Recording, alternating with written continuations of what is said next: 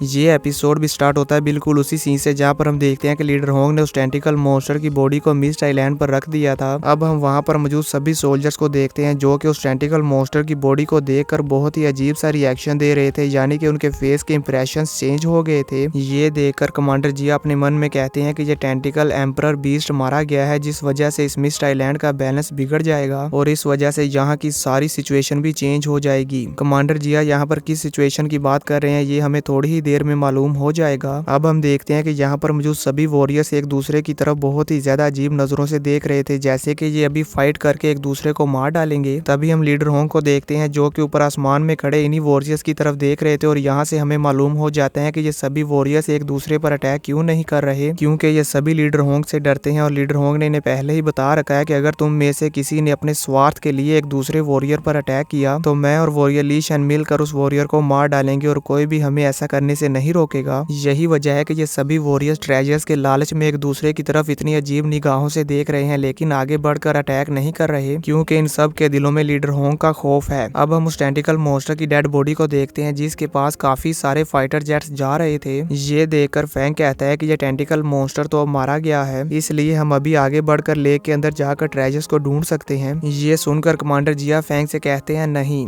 वो इसलिए क्योंकि हमने पहले किसी भी एम्परर लेवल के बीस्ट को किल नहीं किया और ना ही हमें इसका एक्सपीरियंस है, इसलिए हम ये नहीं जानते कि क्या ये टेंटिकल मॉन्स्टर अपने हार्ट को दोबारा से रीजनरेट कर सकता है या नहीं, क्योंकि हमने पहले कभी भी किसी एम्परर बीस्ट को नहीं मारा, इसलिए हम अभी ऐसा नहीं कह सकते कि ये टेंटिकल मॉन्स्टर कम्प्लीटली डेड हो गया है। यही वजह है कि अभी हम आगे बढ़कर लेक के अंदर जाकर ट्रेजर्स को फाइंड नहीं कर रहे, क्योंकि हमें ये बात को कंफर्म करना होगा कि ये टेंटिकल मॉन्स्टर कम्प्लीटली डेड हो गया है। ये सेफ रहेगा कि लीडर होंगे इस बात को कंफर्म करें कि ये टेंटिकल मॉन्स्टर मारा गया है, उसके बाद ही हम अगला कदम उठा पाएंगे। ये सुनकर फैंग भी समझ जाता है कि यही वजह है कि ये सभी वॉरियर्स एक दूसरे की तरफ इस तरह से देख रहे हैं, लेकिन आगे बढ़कर लेक के अंदर जाने की हिम्मत नहीं कर रहे। अब फैंग कमांडर जिया से कहता है कि मैंने ये एक्सपेक्ट भी नहीं किया था कि लीडर होंग पानी के अंदर फाइट करते हुए किसी भी एम्परर बीस्ट को मार सकते हैं। ये सुनकर कमांडर जिया फैंग को समझाते हैं कि मुख्तलिफ नस्ल की वजह से किसी भी मॉन्स्टर की पावर नेचुरली कम या ज्यादा हो जाती है। इसके अलावा पानी के अंदर फाइट करना हम वॉरियर्स के लिए अच्छा नहीं है, क्योंकि अंडर वाटर इन्वायरमेंट हमारी पावर और एबिलिटीज को काफी ज्यादा सप्रेस कर देता है। यही वजह है कि हम वॉरियर्स पानी के अंदर ज्यादातर फाइट नहीं करते, पर लीडर होंग इस टेंटिकल मॉन्स्टर को अंडर वाटर इस वजह से हरा पाए क्योंकि लीडर होंग के पास रबिंग क्लाउड रटन वाइंस की पावर थी और इसी के साथ साथ लीडर होंग के पास अपनी डोमेन भी थी और इन दोनों की हेल्प से लीडर होंग की पावर इनविंसिबल हो जाती है। यही वजह है कि लीडर होंग उस टेंटिकल मॉन्स्टर को हरा पाए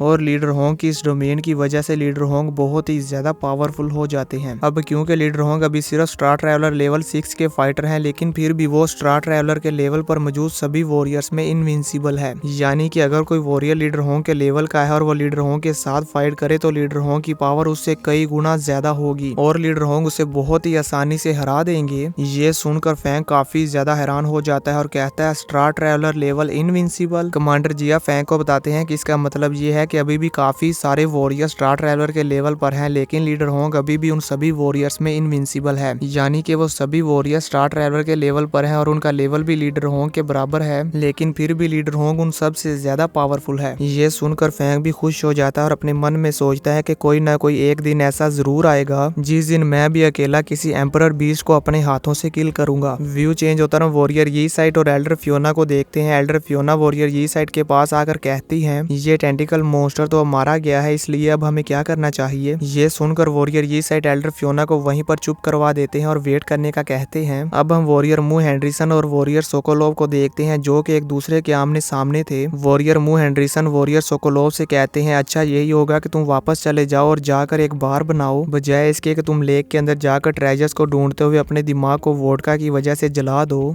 ये सुनकर वॉरियर सोकोलोव कहते हैं कि अगर मैं तुम्हारी बात ना मानूं और नीचे लेक में जाकर ट्रेजर्स को ढूंढूं तो तुम मेरे साथ क्या कर लोगे। वॉरियर मू हेनरिसन कहते हैं वो तो टाइम ही बताएगा, लेकिन अगर तुम हमारे साथ एनर्जी को कम करने के लिए बात करने को तैयार हो तो फिर मैं इन ट्रेजर्स को तुम्हारे साथ शेयर करने का सोच सकता हूँ। ये सुनकर वॉरियर सोकोलोव कहते हैं तुम मुझे ऐसा कैसे कह सकते हो, ये ट्रेजर्स तुम्हारे नहीं है। तुमने मुझसे एनर्जी की प्राइसेस को कम करने पर बात करने को कहा, ये तो ठीक है, लेकिन तुम कौन होते हो मुझे ट्रेजर्स को फाइंड करने से रोकने वाले, और क्या तुम्हें वाकई लगता है कि तुम मुझे ट्रेजर्स को ढूंढने से रोक सकते हो। तुम अमेरिका के थर्ड पावरफुल वॉरियर हो तो इसका मतलब मतलब ये नहीं है कि तुम कैप्टन अमेरिका हो। तुम जरा अपने एटीट्यूड को देखो, ये किसी क्रिमिनल के लिए ज्यादा सूटेबल है। ये सुनकर वॉरियर हेनरिसन को बहुत ही ज्यादा गुस्सा आ जाता है और वो अपने अटैक को रेडी करने लगते हैं। तो ये देखकर वॉरियर सोकोलोव भी अपने अटैक को रेडी करने लगते हैं। अब ये दोनों एक दूसरे पर अटैक करने ही वाले थे कि तभी अचानक से वहां पर एक्सट्रीम मार्शल हॉल का एक वॉरियर आ जाता है और इन दोनों को अटैक करने से रोक देता है और कहता है कि अभी अभी तो हमने एक एम्परर बीस्ट को मारा है और हम ये भी नहीं जानते कि इस लेक के अंदर और कितने ज्यादा पावरफुल मॉन्स्टर हो सकते हैं। क्या पता इस मिस्ट आइलैंड पर कोई और भी एम्परर लेवल का मॉन्स्टर हो जो इस टेंटिकल एम्परर बीस्ट से भी ज्यादा खतरनाक और पावरफुल हो, इसीलिए आप दोनों को फाइट नहीं करनी चाहिए। हम देखते हैं कि इस वॉरियर की ये बात सुनकर वॉरियर मू हेनरिसन और वॉरियर सोकोलोव दोनों ही शांत हो जाते हैं। जिसके बाद हम वॉरियर ये साइट और एल्डर फियोना को देखते हैं और ये दोनों बहुत ही ज्यादा मजे के साथ वॉरियर मू हेनरिसन और वॉरियर सोकोलोव की फाइट को एंजॉय करने वाले थे, लेकिन उस वॉरियर ने आकर उन दोनों को रोक दिया, जिस वजह से वॉरियर ये साइट और एल्डर फियोना दोनों ही काफी निराश हो जाते हैं क्योंकि अभी अभी तो उन्हें दो पावरफुल वॉरियर्स की फाइट देखने वाली थी जिसे ये दोनों काफी इंजॉय करते, लेकिन उस एक वॉरियर की वजह से ऐसा नहीं हो पाया। अब हम एक वॉरियर को देखते हैं जो कि आगे आकर कहता है कि पहले हमें लीडर होंग की न्यूज का वेट करना होगा। जैसे ही लीडर होंग उस टेंटिकल मॉन्स्टर की डेथ को कंफर्म कर देंगे फिर हम आगे बढ़ सकते हैं। ये सुनकर फैंग कमांडर जिया से कहता है कि मैं लीडर होंग के दोनों गार्ड्स के पास जाकर उनसे पूछता हूँ कि उस टेंटिकल मॉन्स्टर की डेथ कंफर्म हुई है या नहीं। जिसके बाद फैंग लीडर होंग के दोनों गार्ड्स की तरफ जाने लगता है और इसी के साथ ये एपिसोड खत्म हो जाता है। तो दोस्तों आप सबको क्या लगता है, क्या वो टेंटिकल मॉन्स्टर दोबारा से जिंदा हो पाएगा या नहीं? मुझे नीचे कमेंट करके जरूर बताएं।